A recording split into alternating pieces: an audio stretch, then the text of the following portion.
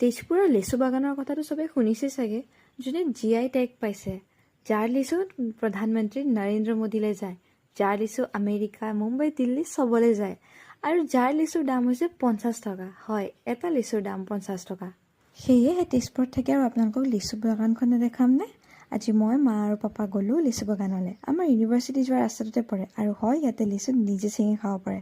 ইয়াতে লিচু 10 টকা বা 50 টকালৈ আছে। যোনটোৱে লাগে নিজে বা মানুহক কৈ পেলাই পাৰাই লৈ আনিব পাৰে ঘৰলৈ। আমিও তেনেকৈ লৈ আনিলোঁ, আৰু ইয়াতে বাছ বিচাৰ কৰি টকীত ভৰাইছে যাতে এক্সপৰ্ট কৰিব পাৰে। গোটেই বাগানখন ঘূৰি পকা পকা লিচু ৰঙা ৰঙা একদম গছত লাগি থকা দেখি কিমান যে ভাল লাগিছে। আৰু ইয়াতে ঠিকা দিয়া আংকালজনৰ পৰা সুধিলোঁ, তেওঁ আমাক জনালে যে এইবাৰ মুম্বাই, দিল্লী আৰু আমেৰিকালৈ গৈছে বুলি। আৰু আহোঁতে আমি বালুচা আৰু জেলেবি আৰু পকৰা লৈ আনিলোঁ খাবলৈ। আৰু মোৰ যোনটো হাতত দেখিছে লিচু, এইটোৰ দাম হৈছে 50 টকা। চ' আজিৰ কাৰণে ইমানেই।